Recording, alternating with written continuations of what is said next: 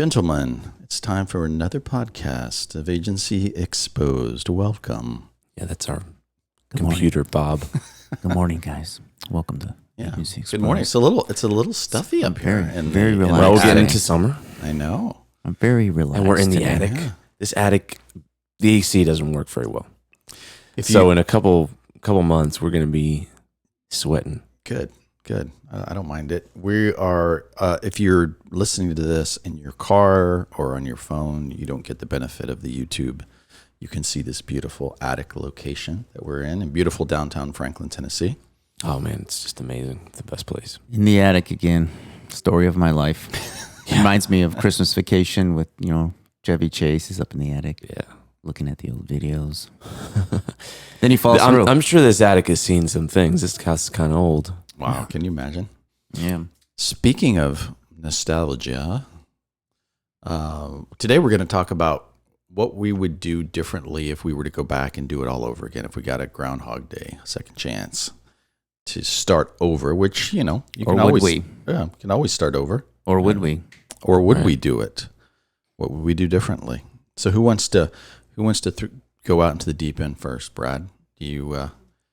Is this about regrets or it's about no. like, So here's hey, the I deal. loved what I did. Here's what I can't would improve on. I or- think the value of this type of conversation is for two people, Mhm. yourselves, right, and anyone who currently has a business, is to rethink, to say, hey, what would I do differently, and what is great, and then how can I adjust things to be more of that stuff. Yeah. And then for the people that haven't started or really, really early, I think that's super valuable to know. Okay, like here are things that people that have agencies that have grown would have done differently from the beginning. Yesterday, I took my son driving. He's 15, and getting his permit, he's got to do a certain amount of hours behind the wheel. And the cool thing about kids who are 15 is it seems like when they're driving, they talk. And it's a good time to get your kids to talk, and they share a lot while they're driving. I don't know why. I think the Because driving. they're not looking at a phone.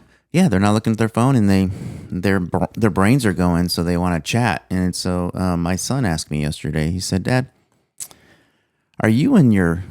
is the job you're doing right now like your dream job?" Ooh. And I thought that was a really good Shot question. to the heart. Yeah, and I'm like, We were doing 80 songs before the podcast started. Sorry. it's Inside amazing joke. how perceptive your kids can be. You don't even realize how perceptive they are of you. But I said, I don't know. I said maybe it used to be. I said, but as I've gotten older, some of my interests have changed, and then he went on to kind of explain what he thought my favorite job would be right now, and he was actually pretty right insightful. on. Yeah, I thought it was a good conversation. So, but with that being said, it makes me think about like, what would I do if I started? Or would I start? Would I do what? I would not do what I'm doing now if I started now, because I'm a different person now, Yeah, sure. That's so true. and I'm in a different season of my life.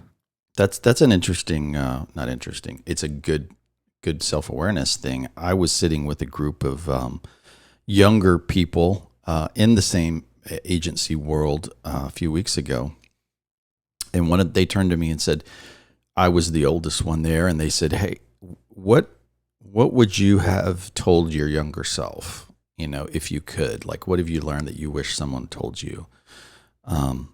And it's exactly what you just said, Brad, which I think is really important, is that I wish someone would have said, you're going to change several times over your life, which that intuitively, but you don't really understand what that means. Like you're going to be a totally different person. Like you're going to grow, you're going to have different interests, you're going to see the world differently, you're going to have different values. If you're a healthy human being, that's normal, right? Because you just grow and you change and things shift. But that affects our careers on some level, or our ideas of careers. So I would just, throw that out there that you seem to have seen that in your life. I've seen it in mine. And it's an important thing to remember that you don't have to stick with the same thing all your life. As a matter of fact, you probably shouldn't go down that path, but follow what what's really important to you, what excites you, what gives you energy at the time, because it may not be the same thing at some point in your life, and that's okay. Yeah. Yeah, that's real. Man, that's really good. But I think that I think that someone listening to this really early on can learn from that, right? And because all of us, when we started, I don't think we were aware of those things, like that we would change or want something different. I think one of the things, if I had to go back, that I would do differently is I've noticed recently, or not recently, but in the last few years, it is way harder, and this is like obvious, but like it's so much harder to take risk when you have more family, more people that rely on you. And if I had to do it differently, and for anyone that is early stage or maybe doesn't have a family yet and those kind of things, I would say take business risks then. Like figure out what works, what doesn't. Try all the things that you think you'd love to do. Don't chase safety. Chase the big thing the big dream or the big belief that you have that, hey, this is what I'm put on the earth to do. And so let's go test that. That's what I would suggest. It's not that I didn't do that. I actually did that quite a bit. Did a lot of business things. I did the touring band thing. I did a lot of that stuff. And so I did do that. I would even do that harder if I had to go back. I think that's one big thing. 'Cause here's the deal. Like as you grow, you have this right between, in my belief system, like right before you have some sort of little family, like let's say even kids, like you may be married, but you don't have kids. And maybe that's not in the cards for everybody, but for most people, I think that's part of your future, right? Is to build a family.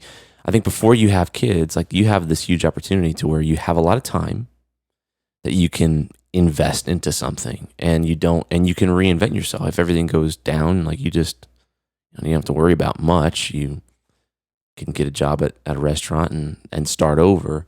That changes quite a bit after that. And I think just being aware of that, I wasn't really aware of that. So I was doing it, but not aware of it. But if I was aware of that, I think I would have taken more intentional steps. Yeah, I agree with the risk thing. I think even, maybe when I was younger, I was a lot more, I didn't really think of it as a risk. I just was having fun. So I was just doing stuff that it was interesting to me, and, things that I felt passionate about. And so you don't think at that point it's a risk, because you're really not. When I started, I wasn't really risking anything but my time. Right. I didn't really have a lot of money, but I was risking what I had.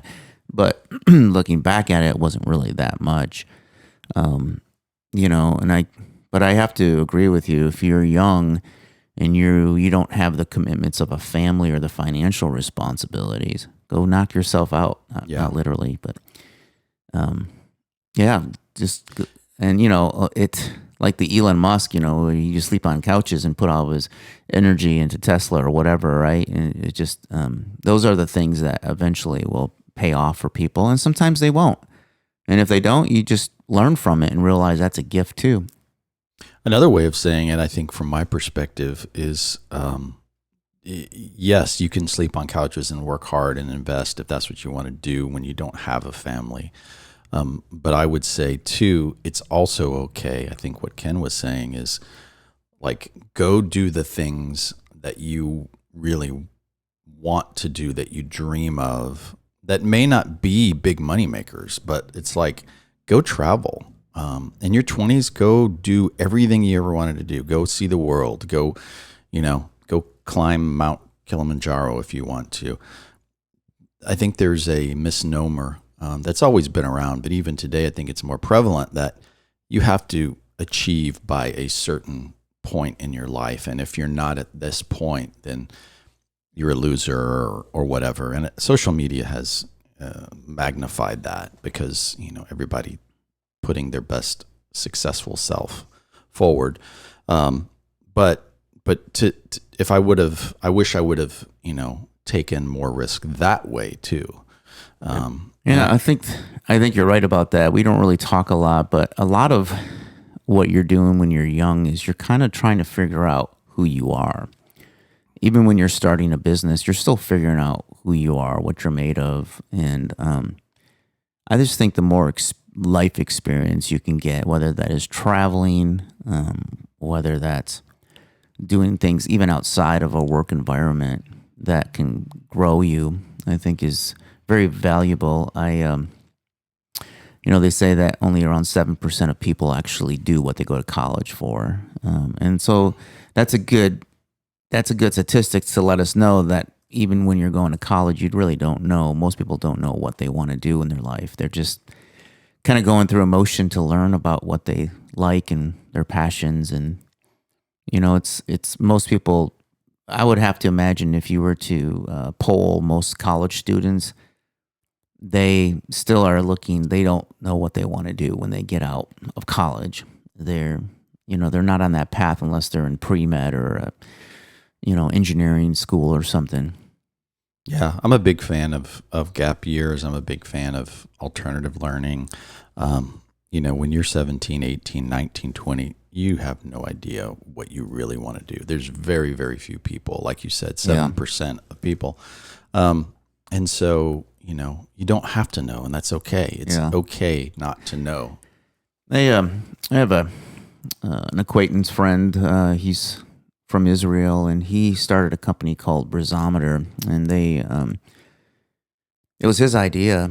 Apparently, they have the world's most complete pollution data. In fact, if you open up your app, if you have an Apple device, an iPhone, you open it up and look at the weather, their pollution air quality comes from Brizometer now. So they're using their data.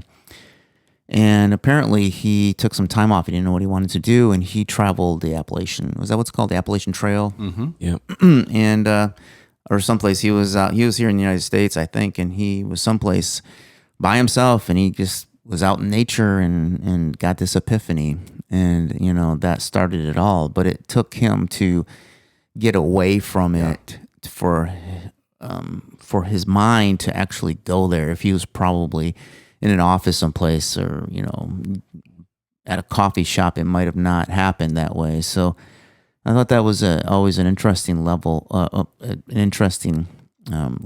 that, to take care of yourself, and yourself has the ability to, and, I believe that God gives you these ideas as well. He's made you, I believe, in a certain way. And sometimes you got to disconnect to find that from the traditional route. So whether that's traveling and taking a gap year or whatever, I think for me, I felt like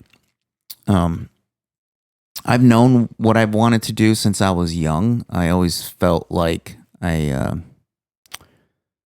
always loved art and creativity and making things with my hands and stuff, or designing, and that led to but I always liked business as well. So to me, it was just this idea that I always wanted to mend business and creativity together. And I love the art of advertising. I love product development and the ability to actually see something from the ground up and make it realize, and then in the business side of things. So for me, it just kind of was a natural route for me. I was very passionate about it. When I was younger, I went to a school that specialized in it, and that fired me up a lot too, because when you're around like-minded people, you get really fired up. And I could see right now I'm fired up this morning.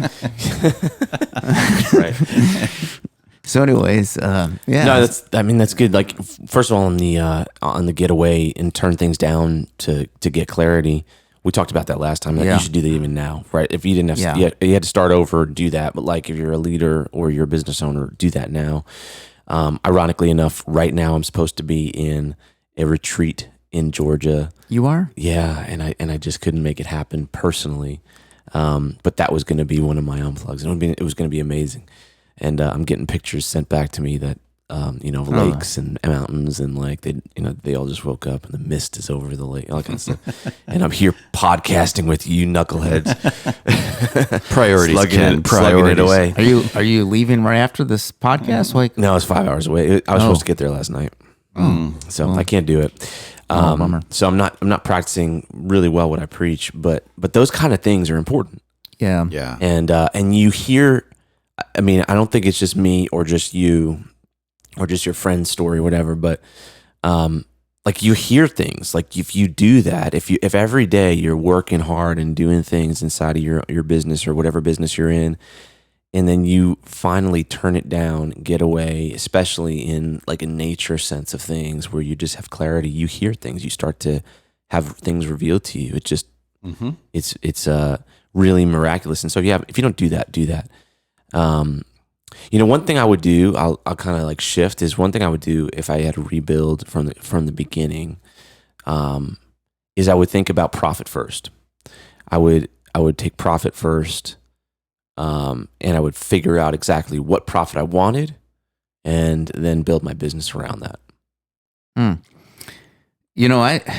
This might sound, because it's completely There's a different. book about that, by the way. Well, it's a completely different mindset that I have now. But looking back in my early years, like profit wasn't really, it was there, but it wasn't the motivation for me. Wasn't either for me. In fact, for the longest time, I was building and just putting like not even worrying about profit. Like, I mean, I'm a numbers guy, so I've always cared about it, but not taken it. I never experienced the benefit of it. Early on, I didn't care about it, but I did care that it was there. I was kind of like Amazon. I don't care about profits. Yeah. Okay. So I'm more like Apple.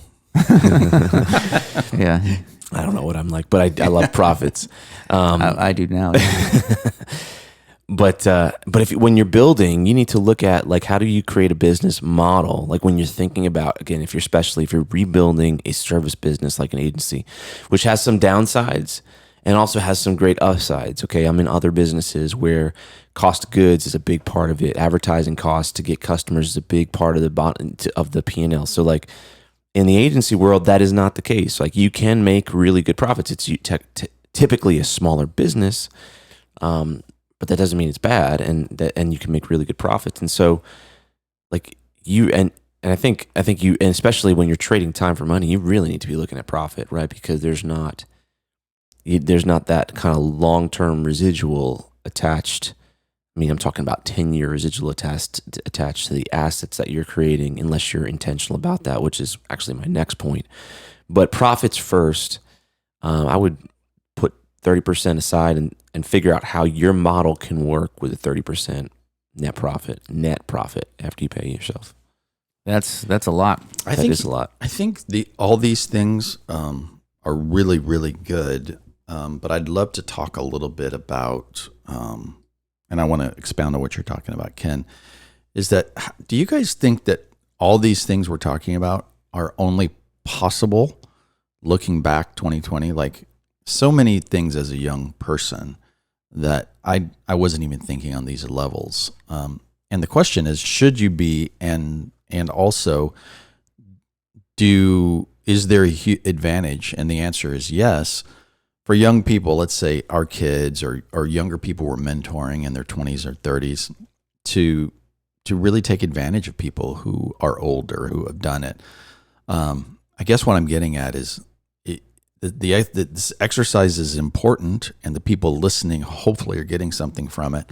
But as individuals, personally, how easy is it to really apply that knowledge without going through another experience first? Like, can you only see things in hindsight 2020? You're asking, is it possible to take these and do it the first time that way? Yeah. Yeah. Like, is there ever an instance where any human being looks back and goes, I wouldn't do it any differently. No, did of it course perfectly. not. I would say, of course not. And obviously that's the answer. But the other side of that coin is, if you have a guide, if you've got some ways to get around, to not take the windy path, some shortcuts that get you around certain parts of that, it's true. then hopefully those reflections are a level above That's what we're always still doing, right? Yeah, absolutely. Mhm. That's good. But I think you're right. I mean, you're right. Like, there's no. Well, man, if I could do some of these things, if I like, I would just think if you could think about things with some of the future self in mind, I think that's a valuable thing. Sorry, I didn't mean to throw us off the Yeah, path. that's It's philosophical. Like maybe this was the path that brought you. Maybe it is. It that brought clearly you was. to get I'm this here. clarity. Well, Sensei, I think though the curvy path, because I'm thinking like there's some duality in this conversation for me because, excuse me, because part of it is what's best for my business, and the other part is what's best for me as an individual in my life, in my where I am in my life, in my, So to me, it's like I think if I were to do it over again, I would strive to make my business more autonomous so that, after the first 5 years, it didn't really need me anymore to be even around. But I have fun, so I want to be around and engaged in my business. But actually now that I'm getting a little bit older, in my 50s, I'm looking for the next 10 years, and I'm like, well, I don't know if I want to be around the next 10. I'm going to be around, but not around by the business. I want to be alive. I don't know if they want you around either. Exactly. And it's true. I mean, there's a little bit of that. Like, who wants a 60-year-old in an ad business? I don't know. There's a lot of good ones. Stirring things up. Like all the young folks are like, this guy doesn't get it anymore. He's out there with his walker. Why are you being ageist? Why am I ageist? I don't know. That's a good question. Because I feel ageist. Like I get on a skateboard now and I fall and I feel ageist. It's all in your mind, man. Oh, that's not in my mind. That bruise? No. No. The belief. Oh, the belief is yes. I know. You can choose to. I know. To change that. So I think if I were to do it over again, there are some changes that I would definitely make. And then there were some other changes that I think I would make personally. There's like changes in the business, in the process in the business, and there's personal mindset changes that I would make. Yeah, and it's hard to imagine too because the world's changed so much, and what we have at our fingertips now, what we would do differently. Maybe we have more options in the agency world now that we didn't have back then. So, can I ask you guys one question? I'm gonna talk. I want you guys to give me one word of how you feel right now, either in your career or your business. Like how you feel, just one word. Can you guys? Yeah, I'm going to think about that because it changes day to day. So, does it really? Just like how you feel, like where you are in life. Like if you were to tell somebody how the last 40 years of your 30 years, 20 years of your career have been, what would you say? How you feel compared to what you think? Transition. Oh, transition. Yeah, Ken stole my word. I would say really transitory. Just to be very transparent with you, I feel just transitory as well, but I almost feel a little bit of grief. Yeah. And I can't really explain why. I just feel a little bit of grief. And I think it's just the understanding that that the glory days are gone. And the glory days I can't change. I can't do anything. And you can't even hardly get back there.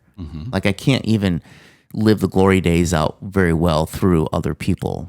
But a little bit of grief. I know this sounds strange, but not that I did something wrong, not that I don't have regret.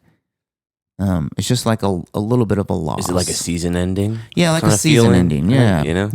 Yeah, like a season ending. I could imagine, I almost feel a little bit like, a pro sport player that has to that's retiring. Yeah. Yeah. Even though I'm not retiring. Right. I don't know. I understand that. I mean, I wonder if a lot of us are feeling that just because a lot of life has changed recently. That's true too. I think there is a lot of just general people feel that way about life right now in the last couple of years. And that change may trigger the feeling of other areas of your life, like changing, or which may not be related to those things, right? Like business, or oh man, I've crossed this age threshold now, or something like that. Can I give you a piece of advice on that? Yeah. Because I struggle with that too, and have. I think it's natural as you get older, you look at the reality of your life. Like you don't, you're not going to be invincible and young and vibrant forever, right? So the realities of life. But I would encourage you to do something that really, really stretches your brain and your confidence, something different. For me, it was going back to college, right? I try to think and do things like that periodically because I know for me, it gets me out of that. It's like shakes me up and like, Brad, you can do something totally different that you've never done and offer something to the world that you've never offered and that people are going to desire. Yeah. Because I think we get in these ruts of, all right, the best years are behind me. I've done it all. And I can't offer anything new and exciting to the world because I'm old. Right. Yeah. And I think that again is just a lie. I'm actually reading this book now. I'll share it with you. It's this scientist who has studied aging. It's this female. Her name is Becky. It just came out, and her premise, her thesis, and I think she's like a Stanford or a Harvard professor. So she's the real deal. She's legit. And the studies that she's accumulated have said that most of the aging issues are mindsets. And so the whole book just lays out people who have, started doing ultra marathons at 50 and now they're in their 90s, people who have, achieved these great things. And it's not so much a human achievement book, but it's a mindset book that says, if you look at these other cultures, for instance, you ask an American on the street, give me 2 words when you think of an elderly person, right? Americans are most likely to say slow, decrepit, wrinkly. Like they're gonna. That's that. When you go to an Asian country and you say, "What's the 2 words?" They will say wise, respectful. So, and in those cultures, those people also live longer than a lot of the Western cultures, right? And they're very functional and live to be centenarians or whatever. I guess my point is, you're only half your life. You probably, with modern medicine, you'll live into your 90s, maybe even into we your might 100s. be able to get you up to 300. So I would just challenge you. I would just challenge you. I mean, Elon's working on the Neuralink. Like, That's there's a right. whole bunch. I mean, you might. I would challenge you to do something that like totally stretches your brain, whatever it is. Like, I never did this, but I always wanted to. I'm going to do it. And so take that for what it's worth. That is. That's actually. I mean, Well, it I hit guess me, that's- and it's really good advice. Go ahead. Yeah. I guess that's why like Michael Jordan started playing baseball and things. He's like, I'm gonna. Yeah. Now he's like. I think once he retired, he became like a really great business owner. Like Yeah. if you ever watch any interviews, like if you watch the Last Dance is a really actually great series, but I love Michael Jordan because I think right now he's a super great CEO, business owner. If you watch any videos with him about it, you can see how skilled he is. But he wasn't that back then. He kind of moved into that afterwards. I wonder. There are a bunch of studies on centenarians and that kind of thing, and it is really interesting because you're right. It is typically in these cultures where it's not bad to get old. There's not this perception that old is bad. It's old is good. So there's a huge mindset thing clearly there that's been proven in other ways with like sicknesses and things, that what you believe is going to happen. So if you believe getting old is bad, you probably will get there in a slow, decrepit way. If you believe getting old is good, then you probably will get there in a better way. One of the points she makes is that, we believe like, okay, I should be careful and I I can't be as active, so I better slow down, right? So people slow down, right? So they start sitting more, and then they become, what's that called when you sit too much? Sedentary, right? Yeah.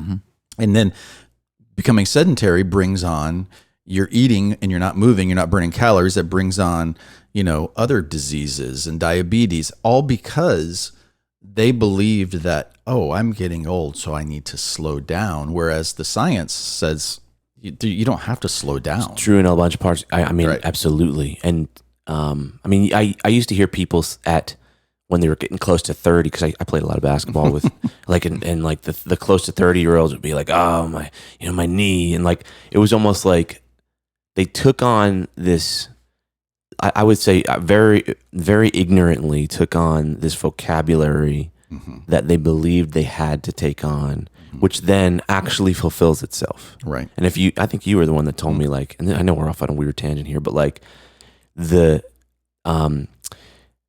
some belief, and there's a bunch of studies around, I want to say blessings and curses, which actually come down to you believing that you're going to get sick, or you're believing that you're going to not be successful. There's people who have actually humanly died, because they believed, and that's what curses are. And in my opinion, there's no like supernatural thing behind it. It's just, if someone can put enough energy behind something that you truly believe it, it's a psychological fact that you will take on whatever that is. Like, and that we see that all through life. But this is what, these witch doctors and other things, like, they put so much energy, and these people believe it so hard that people have actually died of heart attacks believing that, something bad was going to happen. It's psychosomatic. Well, if your brain can make you feel bad, or, I mean, we know how that feels, right? Like, your brain can,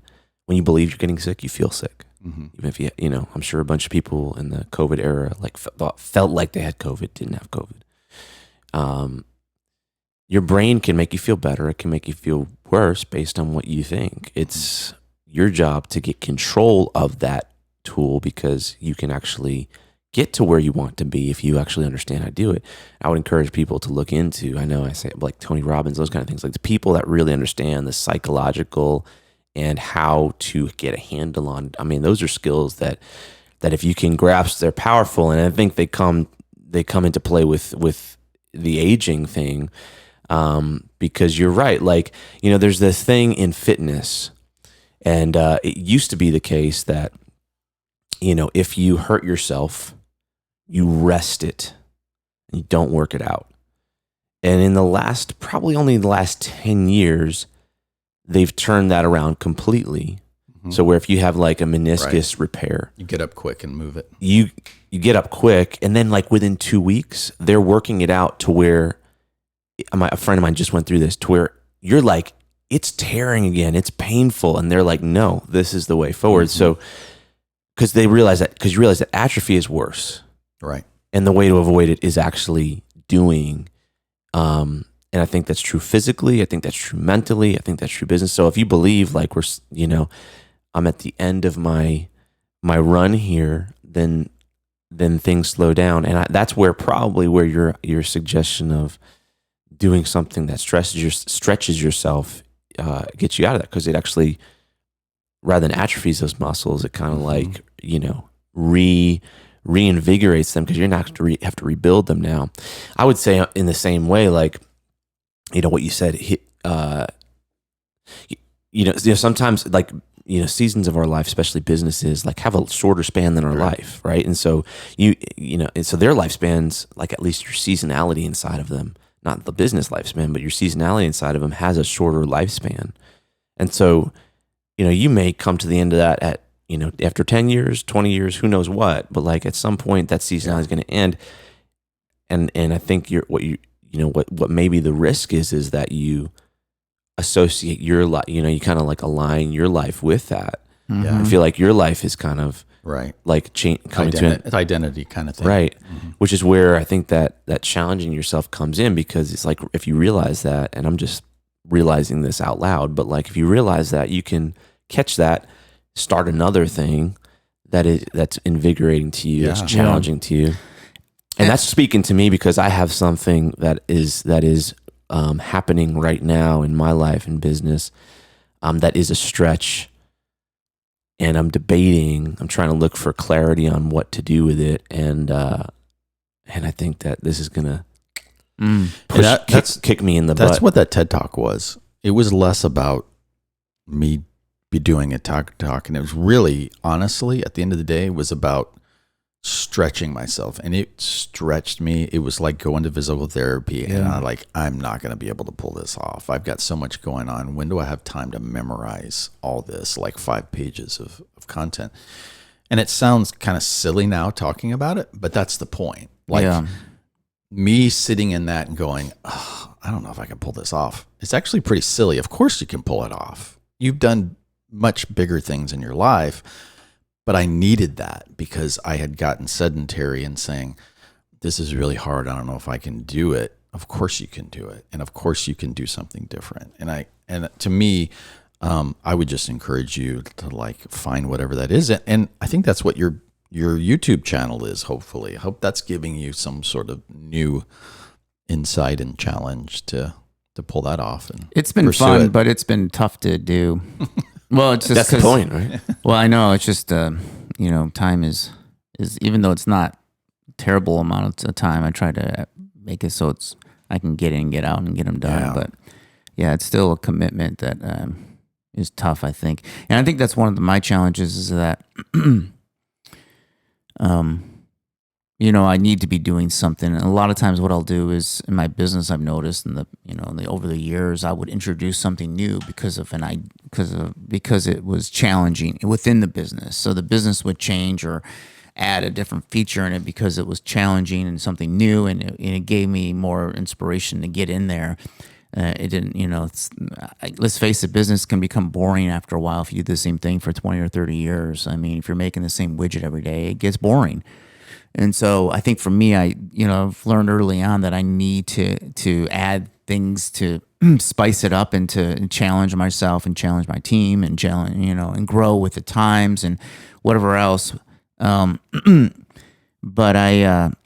sometimes what I've noticed in my past is that I've put too much on my plate to the point where none of it's done well. And so Sure.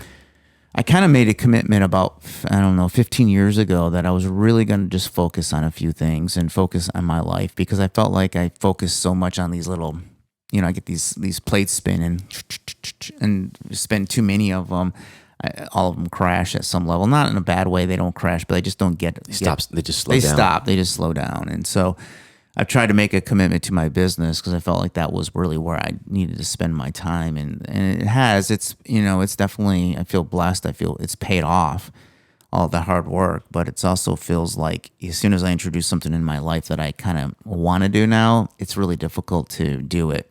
Yeah. At the level that I would like to play. So I've actually given myself some break though, where I'm like, you know what, if it's not as consistent as I'd like, if it's not as good as I'd like, it doesn't matter. I'm just gonna do it and see where it goes, and it's okay. I'm not gonna beat myself up if it's not, Remember one of our early episodes with Hannah Paramore? One of the things that she said was get a hobby and lean into it pretty hard, just as an advice of it. Basically, the episode was kind of what this was like. What's your advice of good, bad, the ugly? I think that was her book was about that. Yeah, like regrets and things she did well and things she'd do differently. But I remember that her saying that's really, really important, and I think that's wise is to find a hobby that you really like, or go learn a new hobby, but really prioritize that. Absolutely. I feel like I'm in that stage of my life, even though I haven't sold my business. I think she started like playing tennis, right? Or no, golf. Golf, golf, because her husband's a pro golfer. Yeah, pro golfer. So she really got into that, and I think that was when she was running her business still. Mm-hmm. And it's I think the first idea is with Hannah is that she had to learn that her business wasn't going to die if she wasn't there 24 hours a day, and that she could allow herself to go off and do a hobby and something for herself. And that to me goes back to getting your business to the point where it can run itself. and that you don't have to be there unless you want to be there and participate, and it's going to continue to grow, at that level. Not that you're not going to participate, but you could possibly, I think a good measure is, could you go off and start another business? Mm-hmm. Do you have time to start another business? Have you gotten one business to the point where you can do that? And I don't feel like I ever did. And I think I would have, I wish I would have focused on that a little earlier in my career. Mm. And I think to focus on that, I think is smart. I think I would think about that too. And I think it's thinking about what's your service that you're providing, because I think that matters whether it's attached to you or not. So thinking about that early on and really kind of finding like what's the service that you can provide that doesn't rely on you is that people want. Finding that takes some time, but doing that early on is a smart thing. And then figuring out, okay, like how am I going to scale this thing with people like in these seats versus me? Maybe I'm doing it all myself, but like now that I've designed it, engineered it that way, I can start to slot people in. Yeah, I mean, if you look at people like Elon Musk, and I always go back and go, he must have a natural ability to start something and then delegate it and let someone else run it, because there's no way in the world he could run all these companies and have really choppy relationships and still survive. You know what I'm saying? Like he's got a lot of stuff in his life, and I don't know how an individual, obviously there's area of his life that he's struggling in that we don't see, his personal life maybe more than ever. But it's certainly a blessing and a curse. I know some of those type of people, maybe not at that level, but certainly at the level at a playing at a higher level. I know them personally, and I'm friends with a lot of them, and they definitely have this ability to attract people to their cause, so that people are there ready and willing to fight the fight and be delegated to. Like that's part of it. It's not just hiring, it's like attracting. Yeah. I think that's a key thing. And that comes from their passion, which I think that the downside of that I often see is that passion comes at a cost. Yes. Either it may not be family, but it's definitely emotionally. Like there's definitely, for everyone that I know, including myself, like I understand, because being introspective, like when I have that kind of passion, it comes at a cost. Like there's an emotional toll. Like you definitely have to try and fill that cup in order to do it, but it's hard to keep that full all the time because you're pouring out so fast. And I do think that oftentimes comes at an emotional toll at the least. Sometimes if you're not aware of it, it's relationships and family, that kind of thing. So that balance is hard. There's a finite amount of energy, right? Like there's... Yeah.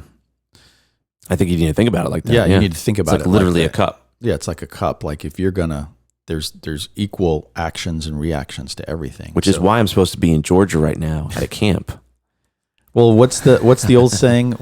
Every time you say yes to something, you're saying no to something else. And so you've got to really look at that and say, what do I want to say yes to? Because I'm going to, you automatically, it's a law of life, of the universe, that when you say yes to something, you are saying no to something else. And you may not realize it, see it before it's too late, right? It could be your health. It could be your relationship. It could be your kids. It could be, and so I would say, be a little more look at life a little more circumspectly. Yeah. So I'm thinking about, what is the one thing, if you could change one thing or go back and redo, what is the one thing each of you would go back? The biggest. I know. The biggest change that you would make. Or would you do it at all? Do you think this business is like, wow, I don't know if I'd go back and redo this business. I think I might go into something else. I think the grass is always greener on the other side. Yeah. For most people. So I think most people would say, oh, I would probably change it and do a different business. Or hindsight's 20/20. Yeah.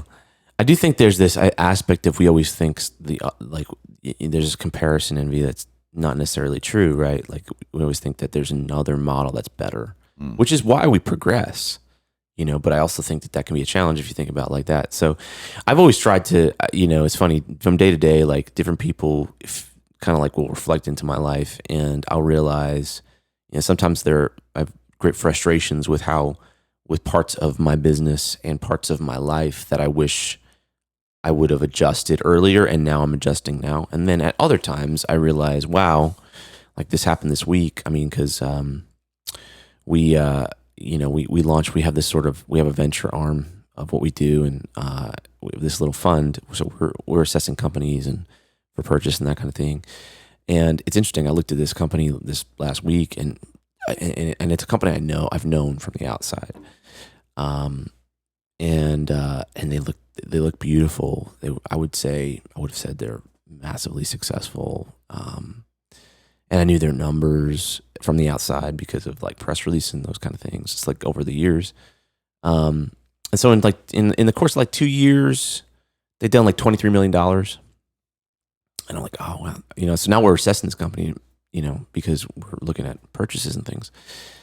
And in those 2 years, they made way less than we made in profit. And I thought, wow, like,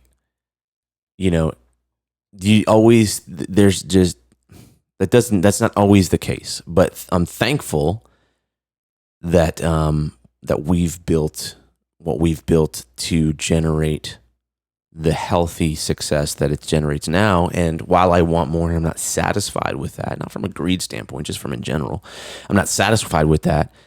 That is a positive reflection. I think most people would see that, right? Most people see the bad things. And I coach my son's soccer teams, and I do all kinds of other coaching, right? And like, as human beings, like we're geared towards, we'll see the bad. Most people will see the things that they need to fix. And that's, even if you're a glass half full type person, like if you, like you're going to see those things first, right? My son's a goalkeeper in soccer, and at the end of the game, he's like thinking about like the 2 that he missed. And I'm like, how about like the 40 saves, Now as humans, we don't automatically do that. I don't think some personality do it better, but I don't think that there's anyone who's like, oh yeah, like all saves. And so I think we need to kind of be intentional about saying what's actually really the good, like objectively, like what's the really good stuff, and then how do we improve it? My business coach always asks me like, what was great about what happened, and then what could you change? It's not what could you make better, it's what could you change. And it just forces you to think about it differently than, oh, that's a negative thing, I need to fix that. Obviously there are things you need to fix. Obviously there are things you want to avoid. But like, I think I go on that rant to say, I've been on this journey of just understanding the value that we've created, and also the opportunity that I need to create. And so what I would probably do differently, the one thing I would do differently is I would probably build more towards assets and delegation and scale. And actually, I had this mindset when I started my business. So it's not like it's a new mindset. I've always had that, and it's probably why we're, there's some of the benefits to our business, but it's still, it drags you in. Even if you're building with that intentionality, it still drags you in, because the business wants you, and you got to try and make it a system. And so I think it's a constant struggle in most businesses to be continually creating that. And I would probably, if I could have a change, it would be that would be progressed more. I think for me, it's, this idea that I try to fire myself every day. And I think I was telling myself that yesterday. Fired myself a long time ago. Brad says to fire yourself every day. So that I would force myself to build a business with a lot more autonomy without me. So then I have more freedom to be able to either grow it in a different way and think differently about it, or start even a new business. And I felt like I've served my business for so many years that at times I felt like it should have been serving me a little bit earlier in my life. And I know that sounds weird, but it's like, why did I start a business? And I think if I could have stepped out of it a little earlier, at least not had that responsibility, where I could have been like, Hannah Paramore and started a new, hobby in my life that took up a lot of time and it still ran fabulous. That's where I think I would have done earlier, and I can still do that now, right? I'm still, like Yeah, you of said, course. you guys showed me I'm still young. Yeah, I'm you still are. young. It's really what I've got at your least belief I've got at is. least 16 months more. Exactly. I mean, No. Yeah, I would say for me, and just to wrap this up, I would do more with people. I would surround myself with people. I would be open more. I would potentially bring in partners, and not think that I had to do it all myself. So I think that's really, really important. Solopreneurship is awesome. And it could be very beneficial. But I would say if you are doing that, from my own personal experience, is make sure you have trusted friends, partners, whatever it may be, husbands, wives, whatever, and just be really open about your fears and your anxieties about that. I think it's super important. So, and maybe I'm saying just go to a good therapist regularly, but whatever it takes to not get in so much in your head that you're carrying the weight of that on your shoulders, because it will take its toll. Like we're saying, is, you're going to say yes to things, you're saying no to a lot of other things. So this has been a good discussion. Yes. Thank you. All Thank right. you guys. All right. Until Absolutely. next time.